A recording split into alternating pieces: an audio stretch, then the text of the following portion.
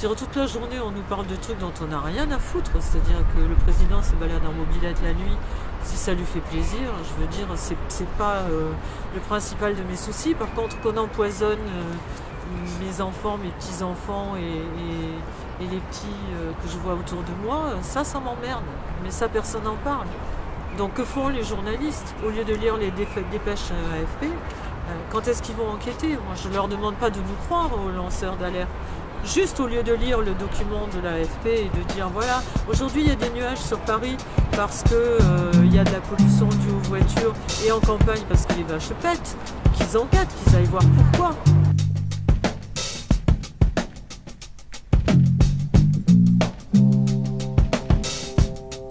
Qu'est-ce qui vous a amené, qu'est-ce qui vous a poussé à vous intéresser au domaine de la santé et plus particulièrement à ce qui se passe dans les coulisses?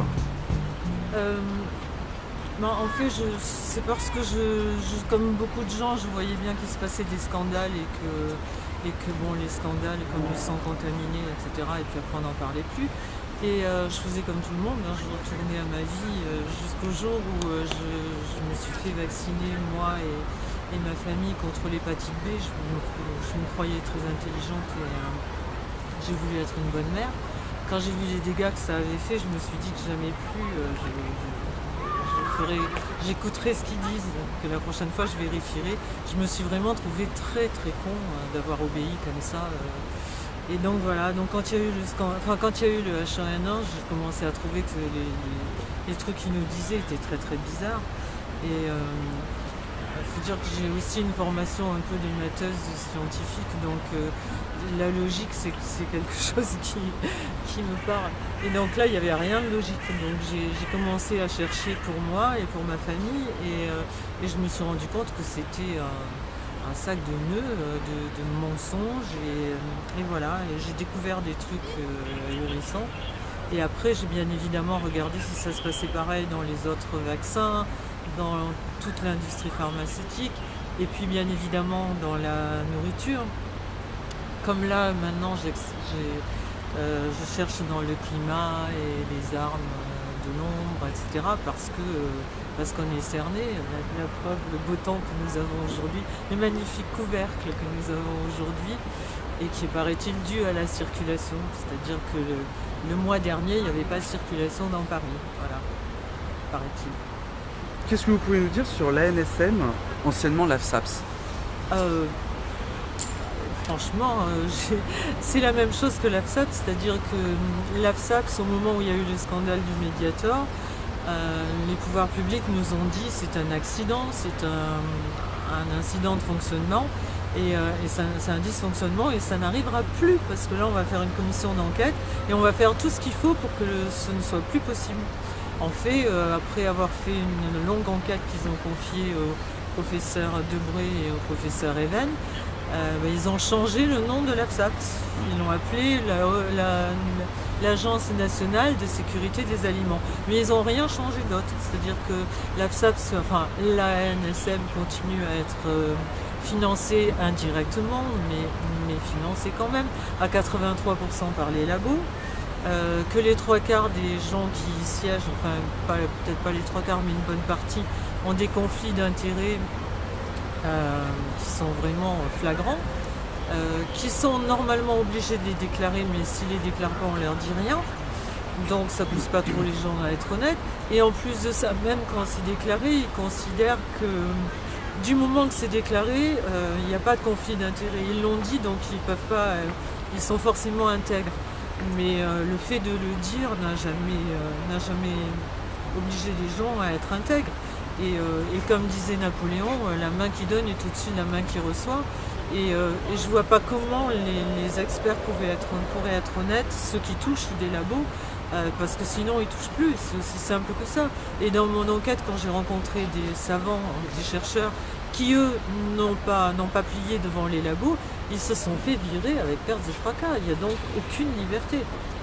Et le reste des experts, qui sont honnêtes et qui ne touchent pas du fric des labos, eux ils n'ont pour statuer si un médicament est bon ou pas bon que les données du laboratoire. Il n'y a pas de contre-expertise, donc il est bien évident que les labos ne vont pas arriver en disant regardez, alors là j'ai un truc vraiment pourri, Voilà. Donc c'est une hypocrisie absolument dingue. C'est une insulte à notre intelligence parce qu'en plus c'est dans tous les domaines. Est-ce que vous pouvez nous expliquer comment et pourquoi, selon vous, les ONG en rapport avec la santé seraient corrompues? Alors toutes les ONG probablement ne sont pas corrompues. Il y en a qui sont à but humanitaire, il y a des gens qui s'investissent dans des ONG pour soulager la misère du monde dans un endroit ou dans un autre, qui donnent de leur vie, qui donnent de leur temps, qui donnent leur santé, qui n'ont pas de vie privée. Enfin, je veux dire, il y a des gens qui sont fortement respectables. Il ne faut pas mettre tout le monde dans le même panier. Par contre, il faut savoir aussi que le business des ONG, c'est la 8e industrie mondiale. Pourquoi? Parce que les 3/4 de ces gens qui nous gouvernent indirectement et qui ont des sociétés qui leur apportent plein de fric, font immédiatement une fondation humanitaire pour pouvoir, d'abord ça permet de détourner de l'argent, c'est-à-dire que quand on dit que M. Bill Gates est un bienfaiteur de l'humanité ou Warren Buffett parce qu'il donne X milliards à leur fondation, en fait quand ils donnent à leur fondation c'est exempt d'impôts, donc c'est un moyen, quand je dis c'est pas un détournement d'actifs, mais ça permet de ne pas payer des impôts sur une tranche de ses bénéfices. Et comme ils les donnent à leur fondation et qu'avec leur fondation ils vont acheter des vaccins qui appartiennent à des sociétés dont ils sont actionnaires, en fait c'est tout bénef. Ça fait marcher leur industrie et c'est exempt d'impôts. Et donc comme ça, il y a par exemple la fondation Bill Gates, c'est 30 milliards de dollars par an. Il y en a plusieurs comme ça, il y a la fondation Rockefeller, il y a la fondation Ford, enfin je veux dire, quand on regarde tous les gens qui sont pétés de thunes dans cette planète ont leur fondation. Bon, non, on sait pourquoi, mais c'est aussi ces mêmes personnes qui siègent dans les sociétés comme le Bilderberg, la Trilatérale, etc. C'est-à-dire les sociétés plus ou moins secrètes, puisque maintenant elles commencent à plus être secrètes du tout, mais ce sont des sociétés dans lesquelles se réunissent les 100 ou 150 personnes les plus influentes de la planète et qui prennent les décisions qui engagent notre avenir à tous dans le monde entier. Mais ce sont des assemblées de gens non élus, d'industriels donc il est évident que quand ils se mettent d'accord pour faire passer des décisions que les gouvernements font passer évidemment, puisqu'ils vont aussi à ces réunions du Bilderberg, du CFR, du siècle en France, etc., pour prendre les ordres des cartels. Il est bien évident que tout cet argent dans les fondations n'est pas mis au service de l'humanitaire, il est mis au service des industriels qui siègent dans ces comités-là et qui font la pluie et le beau temps à travers le monde. C'est comme ça qu'on décide d'une campagne, par exemple, de vaccination de polio en Afrique et que maintenant les enfants ne meurent effectivement plus du virus sauvage, ils meurent du virus vaccinal. Est-ce qu'on peut faire le même constat pour l'OMS? Alors là c'est pire parce que l'OMS, moi je suis à peu près persuadée de ce que j'avance dans mon bouquin. Quand je dis à peu près, les preuves sont au fond du livre. C'est pas, je pense qu'après la Deuxième Guerre mondiale, on nous a vendu l'ONU en nous disant il faut un organisme pour qu'il n'y ait plus de guerre. Donc tout le monde a trouvé ça génial quand on vient de se taper deux guerres comme on venait de se taper. C'est sûr que les gens étaient plutôt ouverts à ce genre d'idée. Après, justement, il y a eu l'OMS. L'OMS a été fondée par Rockefeller, sur un terrain donné par Rockefeller. Il est vraiment dans la création de tous ces groupes-là, enfin de l'ONU, de l'OMS, après l'OMC. Alors l'OMS a été pour que tout le monde ait accès à la santé dans le monde entier sans discrimination. On a vu ce que ça a donné. Quand les petits Africains demandent à faire des copies des médicaments anti-sida, on leur dit non parce qu'ils n'ont pas l'argent. Donc on voit bien que c'est pas au service de l'humanité. L'OMC, ça a été fait pareil pour ouvrir les frontières, toujours avec une charte dégoulinante d'humanisme splendide. C'est fait pour que tout le monde ait accès à tout, qu'il n'y ait pas de gens qui soient maltraités dans ce monde par rapport à d'autres, etc. En fait, en résumé, c'est aucune entrave au marché. Laissez-nous vendre dans le monde entier et nous faire des redoux du Nord, quoi. C'est ça. Donc l'OMS, on a bien vu, par exemple, au moment du H1N1, on a vu Madame Margaret Chan qui a décrété la pandémie de niveau 6 tout le monde dans le monde cherchait les cas d'H1N1. Par contre, ce qui était inquiétant à l'époque, c'est que une fois décrétée une pandémie de niveau 6, le pouvoir de l'OMS se substitue au pouvoir des gouvernements nationaux. Donc je pense que s'il n'y avait pas eu tous les lanceurs d'alerte et s'il n'y avait pas eu le foin qu'on a tous fait dans le monde, à partir de là, ils pouvaient faire ce qu'ils voulaient. L'OMS pouvait dicter ses lois au gouvernement français et à tous les autres gouvernements. Est-ce que le lobbying autour de la santé, concernant par exemple le lobbying pharmaceutique, est particulièrement puissant en France ou est-ce que c'est au même niveau, aussi bien en Europe qu'à l'international? Non, c'est absolument le même niveau partout. D'ailleurs, tout le monde sait bien que la France en fait toujours ce qu'ont fait les États-Unis 5 ans ou 10 ans après. Oui, ils ont mis leurs pions partout pour les raisons que j'ai expliquées tout à l'heure. Une fois qu'ils ont eu installé l'ONU, l'OMS et l'OMC, c'était une façon, et les sociétés dans lesquelles ils décident de ce qui va nous arriver, c'était une façon d'avoir la main mise sur tous les pays du monde et de passer par-dessus la tête des chefs d'État. Ils n'ont plus besoin de demander l'autorisation des chefs d'État et la Commission européenne. Il y a beaucoup plus de lobbyistes à Bruxelles que de députés. Donc ils sont toute la journée actifs.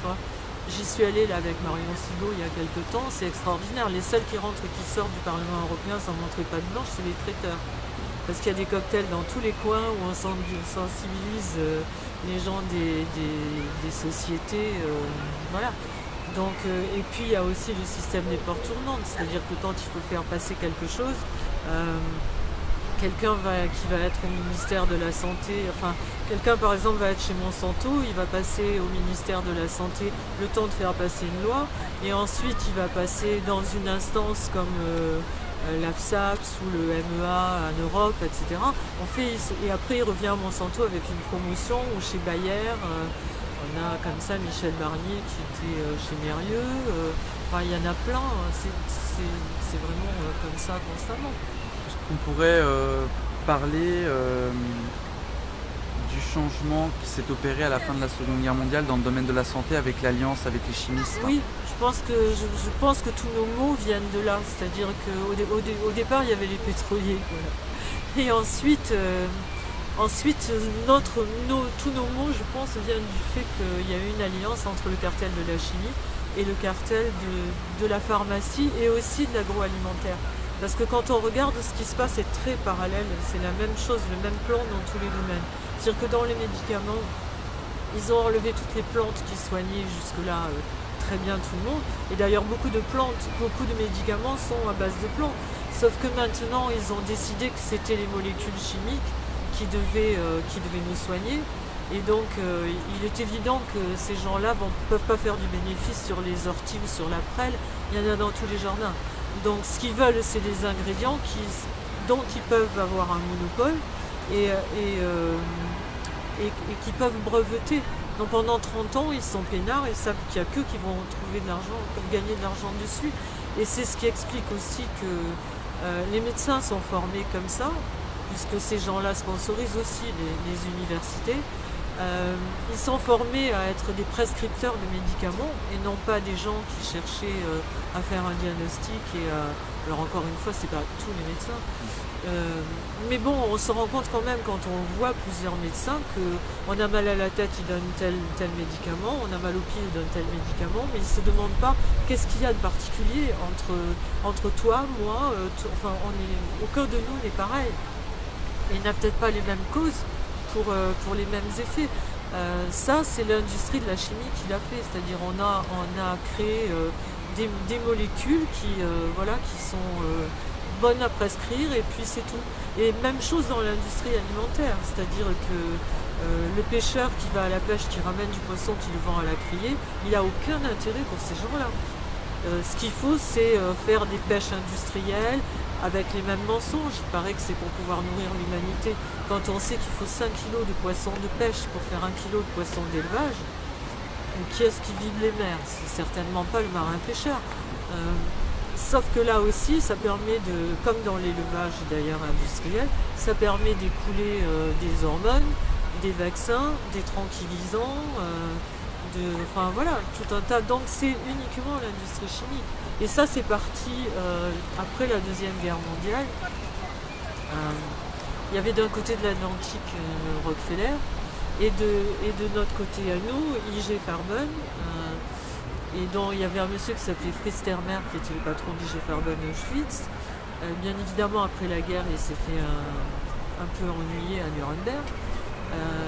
Il a pris 4 ans, entre-temps, son copain Rockefeller, qui faisait quand même de bonnes affaires avec lui, puisqu'il vendait du pétrole aux Alliés autant qu'aux nazis, tout allait bien. Il l'a fait sortir de prison, et ils ont monté ensemble, justement, le Codex Alimentarius. Et le Codex Alimentarius, c'est après l'OMS, l'OMC et le FAO, ils ont fait le Codex Alimentarius qui dit, en fait, alors là c'est pareil, c'était soi-disant pour harmoniser les normes des produits dans le monde entier.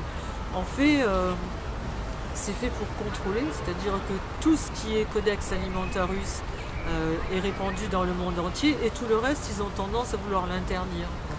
Et tout ce qui est en ce moment mis dans notre bouche, que ce soit les médicaments ou les aliments, doit être référencé Codex. Sinon, il risque à tout moment de se faire interdire. On voit les problèmes qu'ont Cocopelli avec les semences, pour vouloir garder les semences anciennes, etc.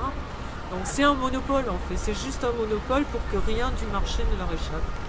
Selon vous, est-ce qu'il existe une relation entre les décisions prises d'un côté par l'ANSM et celles de l'EMA? Donc je rappelle ce que c'est l'organisme européen de contrôle du médicament. Bah oui, parce qu'ils prennent leurs ordres aux mêmes donneurs d'ordre, donc bien évidemment.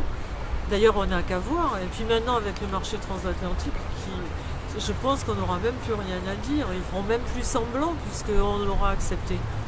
Donc le donneur d'ordre, c'est la FDA, la Food and Drug Administration, selon vous?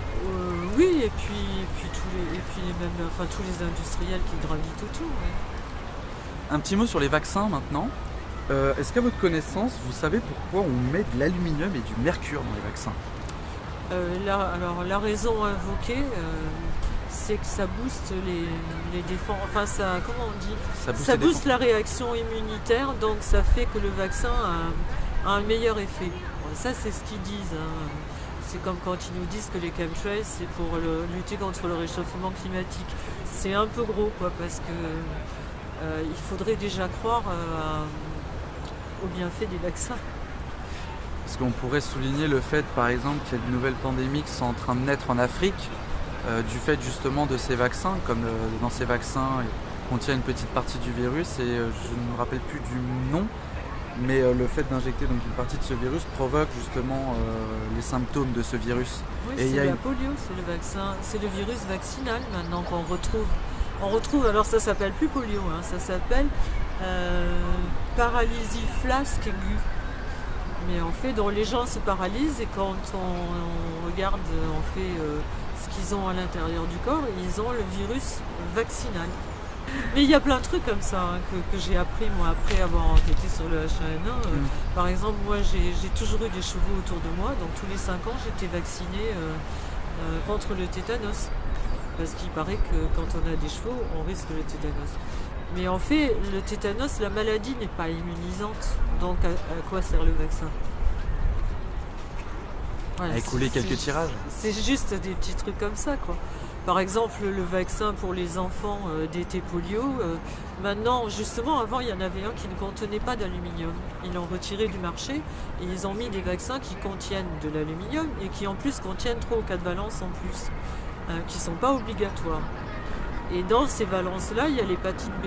Quand on sait que l'hépatite B se transmet majoritairement, pour ne pas dire exclusivement, par le sexe, je ne vois pas trop pourquoi on vaccine les bébés, pourquoi on met l'hépatite B dans le vaccin des bébés. On pourrait également parler du vaccin pour le col de l'utérus, pardon. Oui, voilà par exemple le genre d'escroquerie. Parce que le problème, c'est que si nous disaient la vérité, si nous montaient pas à tout bout de champ, on ne serait pas toujours obligé d'aller gratter et d'investiguer. Et si c'était si blanc, s'ils étaient si blancs, pourquoi mentiraient-ils? Voilà. Surtout... Parce que le vaccin, par exemple, alors, ils l'ont vendu comme le vaccin contre le cancer du col de l'utérus. Or, quand on regarde, il lutte, à condition qu'il serve à quelque chose, contre 2 à 4 papillomas. Or, on peut en avoir une centaine dans le corps, donc, et les 98 autres alors. Et en plus de ça, encore une fois, s'il a une efficacité quelconque, c'est pendant 5 ans.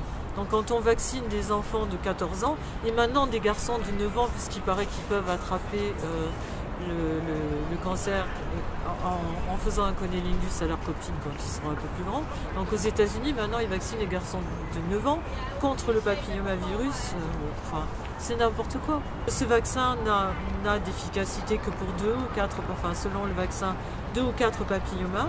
Et que si ces papillomas-là étaient susceptibles de donner le cancer, de dégénérer en cancer, ce serait dans 30 ou 40 ans. Donc comme le vaccin, même s'il est efficace et que sur 5 ans, c'est encore une question de logique, c'est nul, quoi.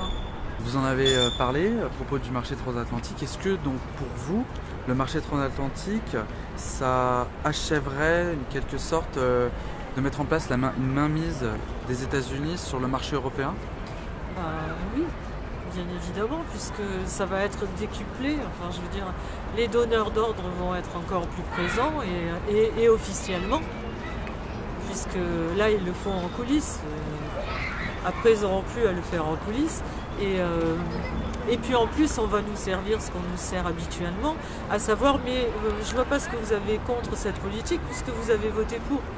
Or, on ne nous demande pas à nous de voter pour. Ils n'ont qu'à demander aux citoyens s'ils sont pour le marché transatlantique, s'ils sont pour les épandages aériens, en expliquant bien pourquoi, on va voir.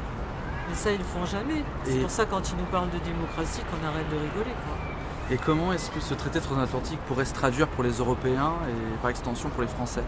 Il pourra se traduire par le fait que les OGM pourront passer comme ils veulent, les pesticides pourront passer comme ils veulent, en tout cas ceux qui sont autorisés là-bas, donc ici.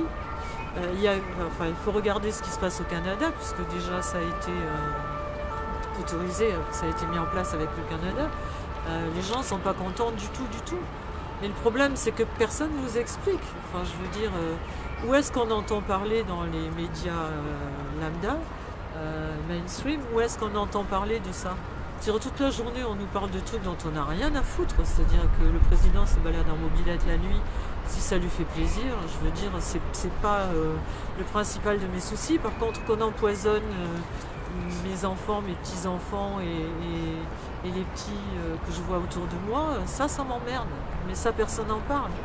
Donc que font les journalistes ? Au lieu de lire les dépêches AFP, quand est-ce qu'ils vont enquêter ? Moi, je ne leur demande pas de nous croire aux lanceurs d'alerte. Juste au lieu de lire le document de l'AFP et de dire voilà, aujourd'hui il y a des nuages sur Paris parce que y a de la pollution due aux voitures et en campagne parce que les vaches pètent, qu'ils enquêtent, qu'ils aillent voir pourquoi. Vous êtes à l'affiche de la conférence Alerte à la santé avec Thierry Casasnovas, Gilles Lartigot et Corinne Bouget.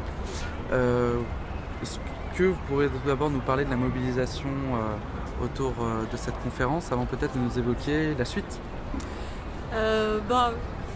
C'est une agréable surprise, c'est qu'en fait, je pense que les gens ils sont un peu perturbés par le fait de prendre une information à droite, une information à gauche et ils n'arrivent pas vraiment à faire la synthèse.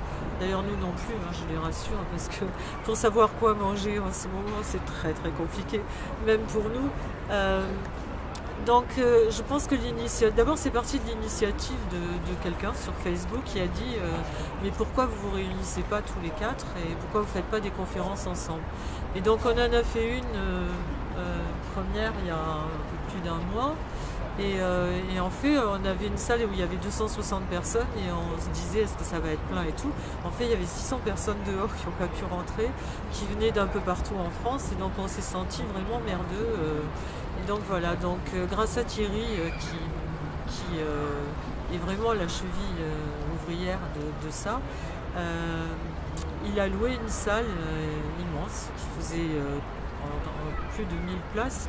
La preuve c'est qu'on était pratiquement 2000, c'est-à-dire on a dépassé après avoir compté les chaises le soir et payer la différence parce que les gens ne perdent pas de vue que s'il y avait plus de gens, il fallait payer davantage. Donc merci Thierry qui a permis ça. Et effectivement, il y avait presque 2000 personnes. Et donc on a décidé de continuer à le faire. Mais alors voilà, je vais en profiter pour lancer un appel. On a aussi décidé que c'était pas normal, puisqu'on ne veut pas que les conférences soient payantes, justement pour que tout le monde puisse venir s'informer. On n'est pas payé, les salles, enfin je veux dire, on ne veut pas que les gens qui viennent assister aux conférences payent. Mais donc il faudrait soit qu'on trouve des salles gratuites, qu'on mette à notre disposition. Il ne faut évidemment pas compter sur les pouvoirs publics vu les messages qu'on fait passer. Ou alors, Thierry avait aussi une idée qui était de dire allons dans des espaces publics, dans les bois, n'importe où, puisqu'il va faire beau. Et comme ça, donc voilà, si vous avez, j'ai déjà trouvé quelqu'un qui met une plage à notre disposition, une plage privée. Voilà, si vous avez des initiatives comme ça et des possibilités, on viendra avec plaisir. Très bien. Et quelle est la prochaine date pour cette conférence? On ne sait pas là. On avance. On a des dates de prévues, mais au mois de mai. Une en avril, mais je ne sais plus où, et 3 en mai en Suisse. Et voilà. Très bien. Mais on l'annonce régulièrement sur les réseaux sociaux. Oui. Et dernière question, en ce qui vous concerne, il y a un ouvrage à venir. Oh oui, je suis justement... j'ai commencé à enquêter il y a au moins un an, justement sur les manipulations climatiques, en partant comme tout le monde des chemtrails et en me disant voilà. Et ça fait plus d'1 an que j'y suis et j'engrange pas mal de preuves, mais c'est beaucoup plus vaste que les petits chemtrails qu'on voit, même s'ils sont franchement dérangeants et dangereux. Donc voilà, je pense pas avoir fini avant septembre. Et qu'est-ce qu'on peut souhaiter à Claire Séverac pour la suite? Eh ben, une bonne santé.